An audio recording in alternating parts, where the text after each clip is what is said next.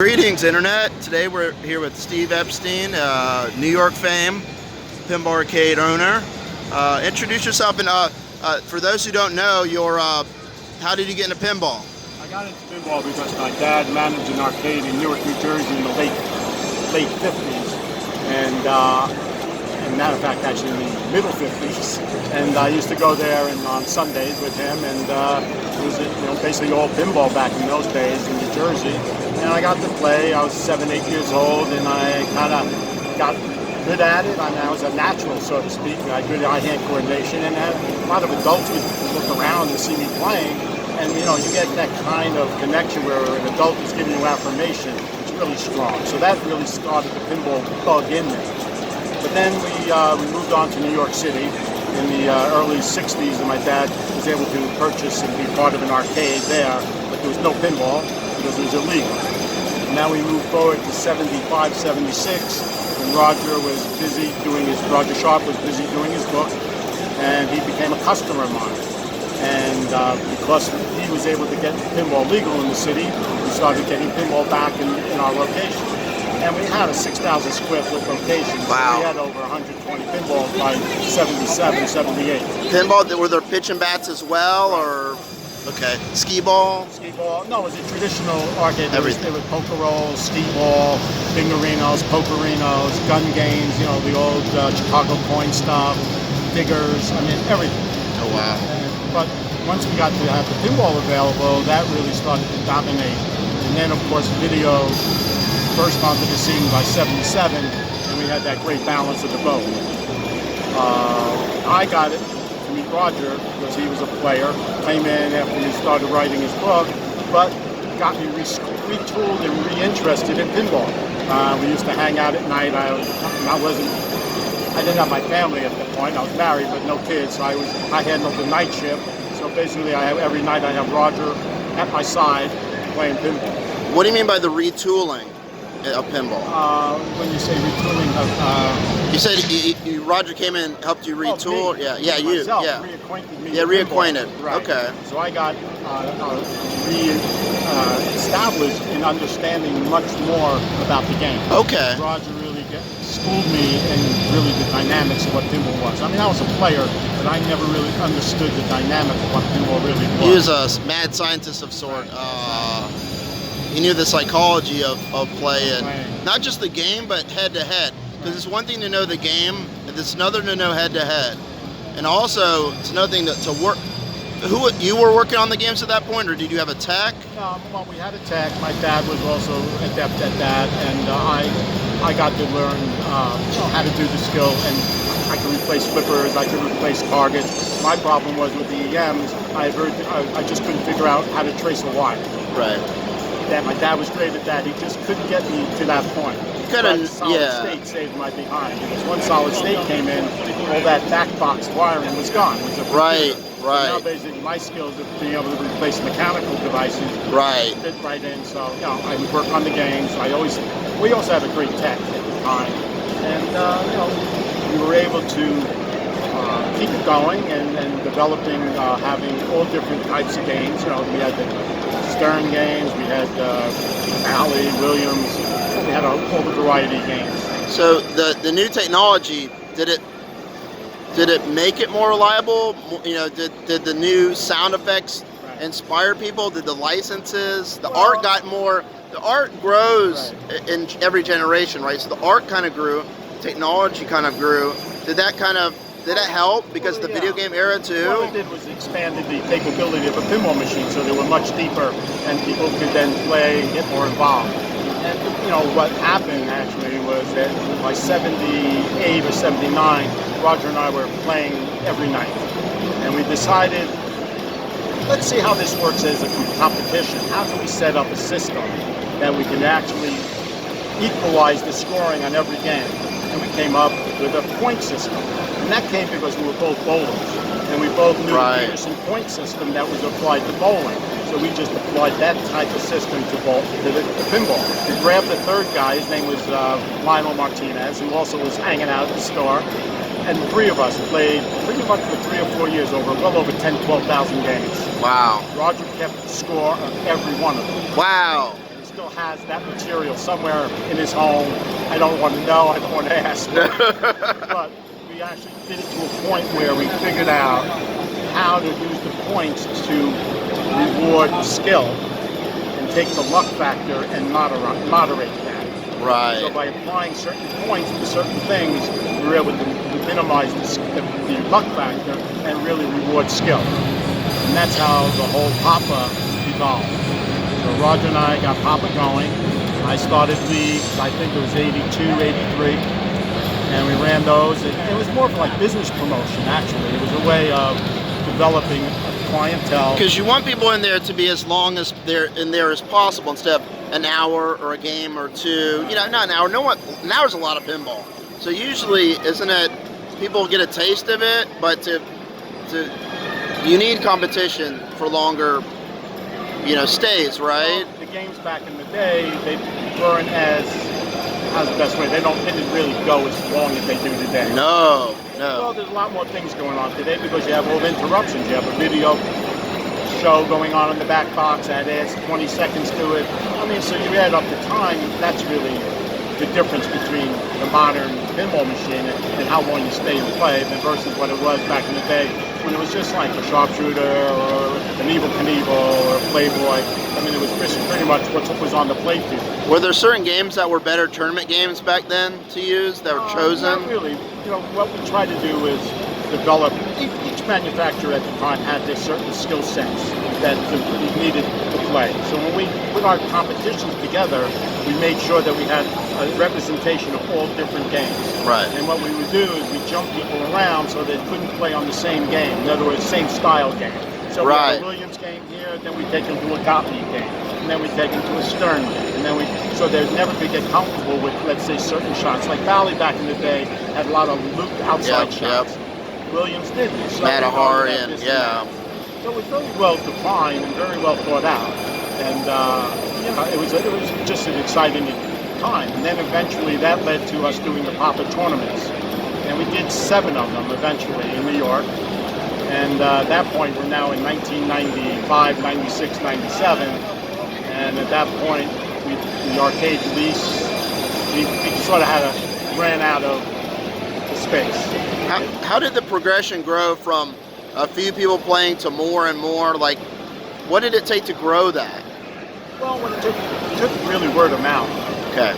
And we had a great word of mouth. I mean, we had a great reputation because we maintained the games. I mean, my dad, God rest him, I mean, he had a philosophy that was really extraordinary. And Roger really implanted that in my brain. You have to have a well-working machine at all times, a well-made, clean machine, so the machine's always clean.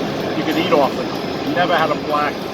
Once there was something of a streak, boom, cleaned it right away. I mean, the reality was we were owner-operators, so we were on the site 24/7. One of us, my dad or myself, or a really strong manager was always there. Proactive is the key. Very proactive. Because it's good to have intelligence and data from your customers when possible, but you cannot rely on that as an operator. No. You can. That's like sprinkles on the icing that they actually care. You need to be around to watch, and it also helps understanding what the pinball machine's supposed to do. Right. So if you see something that's not working well, or then you know how to attend and take care of it as soon as possible. So the reputation of the arcade as a pinball spot, was just top of the line. People would just always talk about it in glowing terms, and that was very satisfying. The other part of it was we were in the center of the media in Manhattan. We're on 52nd Street and Broadway. Wow. So we had Broadway theaters, we had recording studios, we had rock and roll people, but we also had all the media centers, and a lot of those writers were customers. Right. You're banging time. You're here today, you're going one place or the other, you had a half hour to kill, you went and played. Video also was part of it. We had a lot of news people that were video players. So anytime something new came out, we were in their Rolodex. If there was something in the news about it, we were the guys to go to and talk to. So again, you get that in, and now you're building more people becoming aware of your space. And then when they got to your space, they were given 100% incredible entertainment value. Would you say that the time, kind of around the peak of your arcade was a cultural peak for pinball, kind of a sociological peak of it. That it was in, you know, not just laundromats and arcades, but, you know, just it was a thing. Well, culturally. No, the 70s was reintroduction of pinball back into the city. Then you had the 80s, and the early, really became the heyday when all the manufacturers started really producing top-of-the-line games. Especially now you had those top designers that really came into the industry. You had that break from the Norm Clarks, the Steve Kordaks that were doing games in the 60s and the late 50s. Now you have the Steve Ritchie. And they made many games, though. They did 20, 30 games. I look at like my Sky Jump, and I look at how many people, you know, that designer made, and it's like, oh, well, he's the same designer as the I just got a Gemini, the last Gottlieb. Oh yeah. It just fell into my hands, and I'm bringing it back from the crypt. You had that era where, you know, you had a Steve Kordak that put flippers on the bottom of the playfield, and now all of a sudden these guys, when I met them in the early 70s, they were already in their 60s, and they were kind of, you know, the top people. But then all of a sudden there was a group of guys, you know, like I said, Steve Ritchie came in, really turned things around as far as the Williams. He was at Atari. He designed 2 or 3 games at Atari way back. And they never got too much traction. Atari game, you know, Superman was their first really viable pinball machine. Steve did. You know, Barry Osmond. I mean, guys that were grunts, you know, that just were superstars in their own right. But they worked day in, day out, laying out playfields.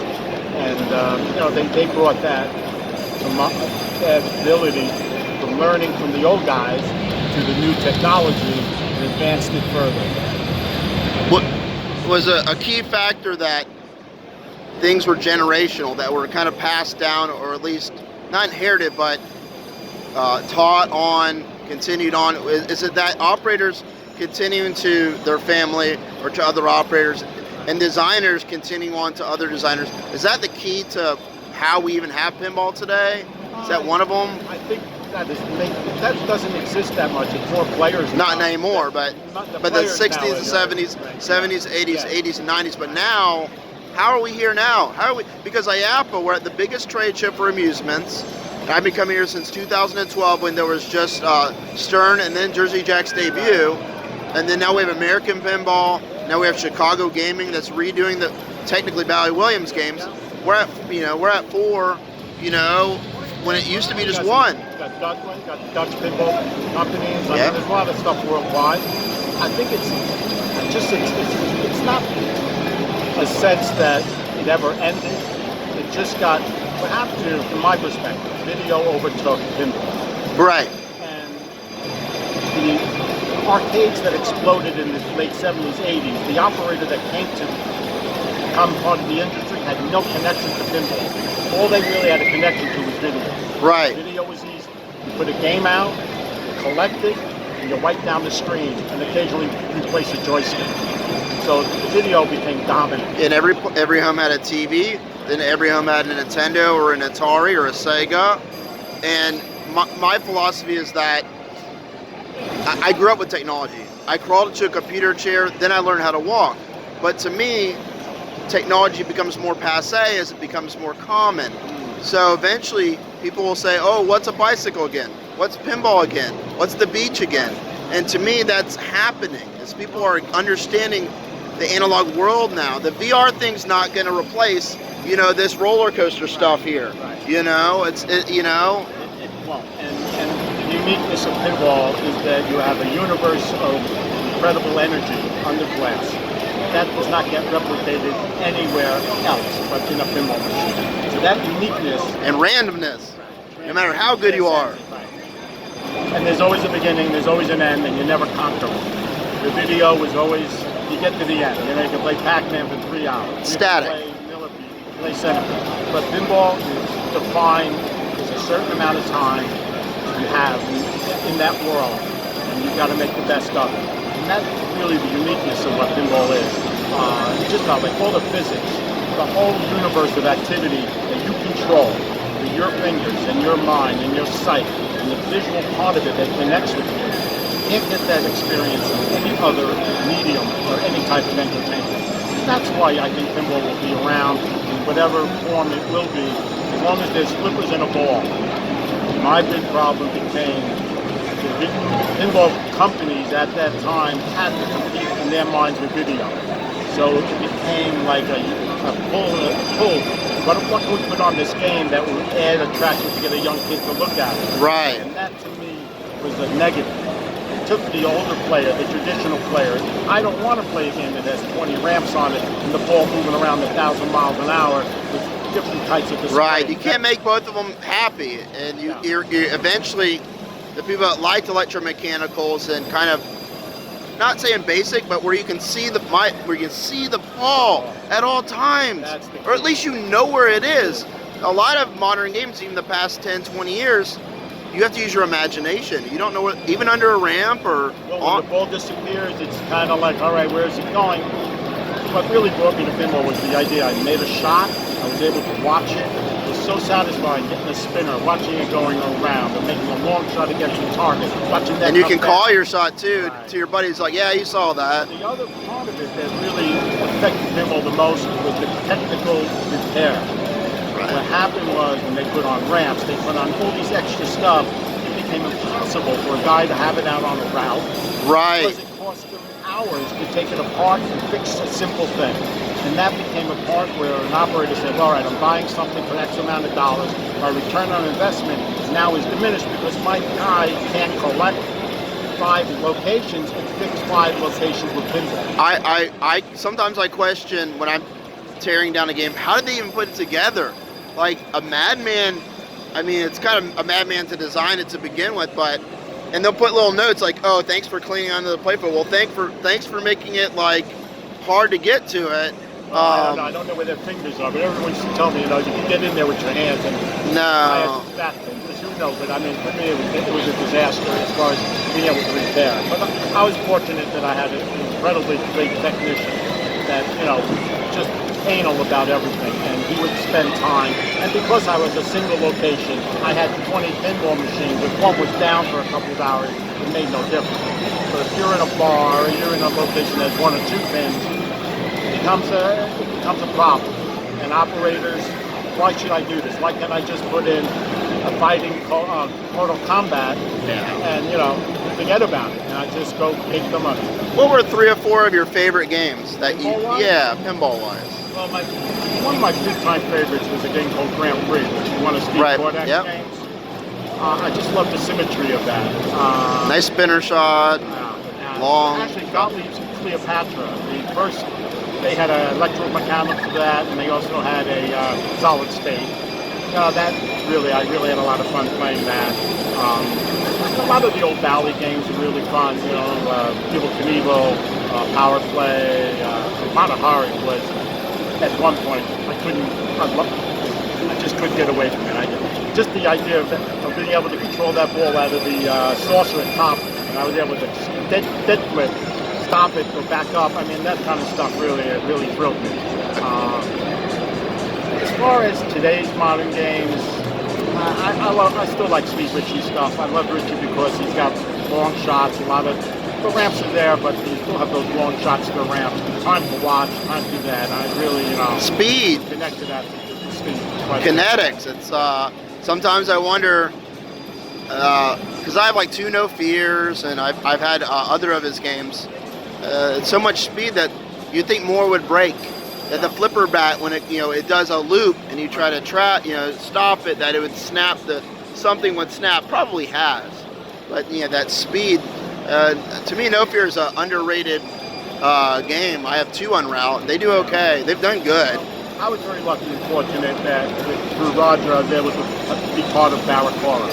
Yeah, and that's a real fun game. Yeah, Played that tournament in Atlanta recently. If you look at Barracora, I laid it out, and it was really Grand Prix. I mean, if you look at the sides going up, targets, I mean, that really was the basis of that design for me. And then we put on some other stuff.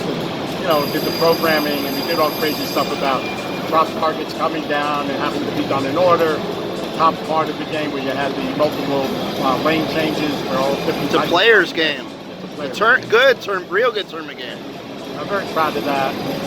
You know, it was fun to have. It was also an ego trip to be able to have my own design game, my own arcade. Right. Watch people play it. That was probably the, you know, that was it. I mean, there's nothing better than that. So how do you see at the rate the industry is going? Where are we going? Is it continuing, growing? I think it's growing with the home base. Incredibly. Well, that's what kept the industry going. Is the collector. It wasn't the operator. It's the collector, and now the collectors become the operator. Right. And that is, yeah, that's me. That's a phenomena that is incredible. No, it really is incredible. That saved pinball. It really did, and it still does. I've met so many great people. This guy out in New Jersey started a place called the Civil War Museum. Yep, been there. Yep. Bob Evento. Wonderful. Bob is phenomenal. He's a powerhouse. But he started because his daughter had autism. She loved pinball. He got into pinball. He still does his food business, but he now opens up these huge museums with hundreds of games, pinball involved, and you know, that's the core of what's pushing this industry forward. Last time I was there was 5 years ago, and he fooled me because I looked at all these games. I said, "Hey, you gonna LED these?" And his text said, "They're LED." So I looked at him like, "Oh my, it's the same hue, but it's an LED." They fooled me. Every single one was LED. I was fooled. They got me good. Now, it looked good. You know, it looked good. And Stern's still making games. Jersey Jack's making games. And tournaments are growing. Yep. Tournaments are growing every year. Tournaments are incredible. I went to my first Pinball. Yep. This August, and 1,000 players signed up within 7 seconds. Done. Done. Luckily, someone was Roger Sharpe, my little buddy. I used to change his diaper back in the day, but you know, he was fun. It really got, you know, was able to get me into it, and I was blown away because I had not been to a large tournament like that in years. Right. And to see the amount of games, the amount of players that were in their 20s and 30s that had just started playing a couple of years ago that are really into it. So that shows me that this is going to grow. It never is going to be the size of a video tournament because they still have the one big problem of the visual connection up to the game. I know that they can do some TV stuff, but until we solve the problem of being able to watch that ball travel around the playfield and have an understanding by people of what it's going to do, you're not going to get that audience. But still, you don't, never going to be that. Pinball, I don't want pinball to be video. I like that there's kind of a, not just a learning curve, but an effort curve. Like you have to put effort in to learn it, effort in to know it, and to get it. It'll always be fringy. We could sell 20,000 Addams Family, but it's still fringy. We could sell thousands of AC/DCs, thousands of Star Trek. You know, Steve, you can sell every game under the sun, but it's still hip and cool and different and analog, and you can emulate it for the kids on their phones. To me, they can learn the rules that way. That's cool. But to get it, you have to play it. You have to own it. You have to sometimes even operate it to get it. You really have to feel it. And again, that's just something. You know, you have video pinball is fine. You know, go ahead and play it on your phone or whatever. But it's just never that connection. You just don't have that sense of feeling. No matter how good they get it, there's just no sense of feeling those flippers hitting that ball and having it go the direction you want it to go, do the things you want it to do. There's nothing better. And so we're here. Roger Sharpe's here as well. So playing with him made you a better player. Is it that kind of playing with good players rubs off, right? Instead of the other way around. Right. No. You learn. You can watch and see, and that's really what brought me to a level where I can hold my own. I mean, I'm a little older now. Competing is a little more difficult. The high-hand timing is a little bit slower, as any sport. Right. But this is a sport. It is. It is high-hand coordination. If you look at it from the point of a bat and a ball, it is what it is, a sport. I mean, you see the pitch coming in, you go to right field, you go to left field, you go to center field. Well, that's the same thing you do with a flipper and a pinball. Okay, a luck factor, well, you know, there's luck in anything. You go on you watch the ball game, ball hits a seam in the infield. Right. That's bad luck. That's it. It is what it is. About a ball draining, bad luck. But you take the opportunity you can, and you play what you get. And it's you versus the game more than you versus someone else. And so when someone gets their feelings hurt, hey, it's just the game. It's the game, you know, and it's fun. You know, pinball's fun, and it's a release. Yeah. The connections that I have made over the years, I mean, friendships that I still have from playing pinball with people are my best connections. Honestly, I mean, Roger still is, you know, incredibly together all the time, in heart and soul. And it's kind of like it's a family. It's a family of sorts. And I have multiple friends like that I still have connections with, that are just all through pinball. Well, I want to thank you for your time. I appreciate that you've heard of me too. Like I've done some of my interviews and postings. I'm doing my best. I'm the only pinball press at IAAPA, so I'm doing my best, and I appreciate your time. My pleasure. Thank you. Hey, keep playing, and we'll stay young forever with pinball.